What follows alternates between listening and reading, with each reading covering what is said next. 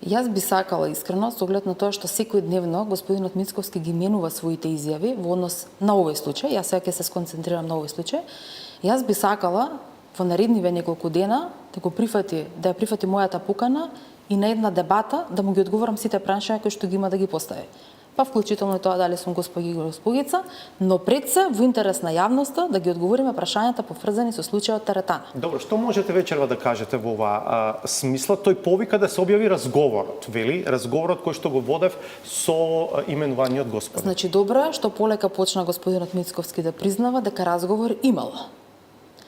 Ако имало разговор што тој го потврдува, а јас прва го објавив дека постоел телефонски разговор, јас го поставувам прашањето: која е потребата на председател на политичка партија да се јави кај било кој вработен, кој што води некаква истрага во Министерството за внатрешни работи и да сугерира, без оглед што му кажал, тоа е вториот дел од разговорот, да сугерира или да се повикува за било што на истрагата. Тој вели барал се да се затвори на начин на кој што тоа го предвидуваат законите и подзаконските акти. Така е, и сите мерки што беа превземени досега се во таа насока. И господинот Мицковски, ако бил информиран, требал да знае дека тоа се спроведува во Министерството за внатрешни работи.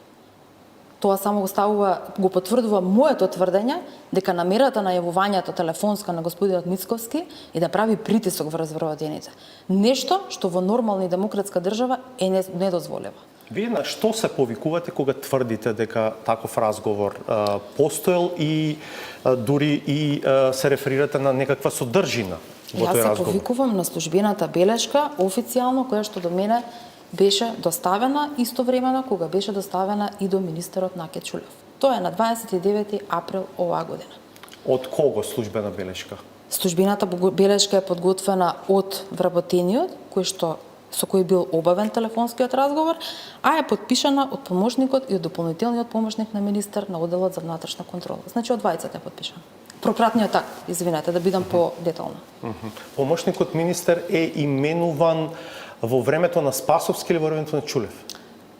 Помошникот на министерот на одделот за внатрешна контрола е една од 15 раководни позиции кои министерот Чулев согласно законот за влада ги има право да ги промени. Да.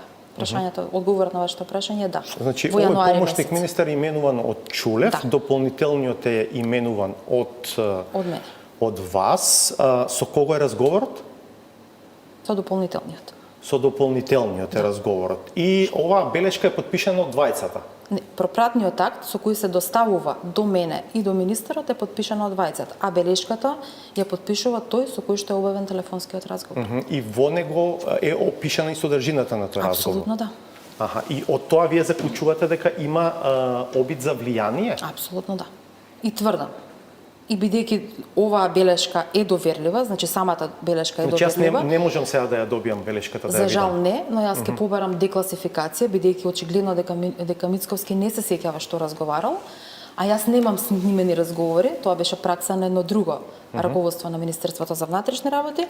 Јас ќе побарам какав што е процедурата, оваа белешка да биде декласифицирана, односно да не биде со степен на доверливост, и на тој начин ќе биде презентирана. Има уште една, ајде, и не алузија, туку директно тврдење од Мицковски денеска и во соопштение на ВМРО од деновиве, во кое што се повикува да се објави разговорот. Алузијата е дека некој го снима тој разговор. Вие знаете за такво нешто?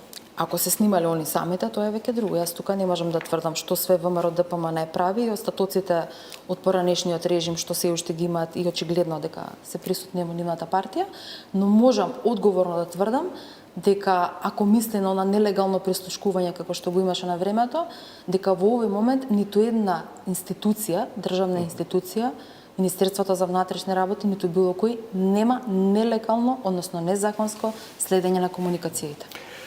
Добро, остануваме тогаш збор на збор. Тоа што го тврди дополнителниот помошник министер и тоа што го тврди господинот Мицковски. Јас затоа реков, јас прво што ќе побараме декласификација на оваа белешка и нормално останувам отворена на поканата која прифати господинот Мицковски на дебата пред македонската јавност да му ги одговорам сите прашања кои му се нејасни за овој случај.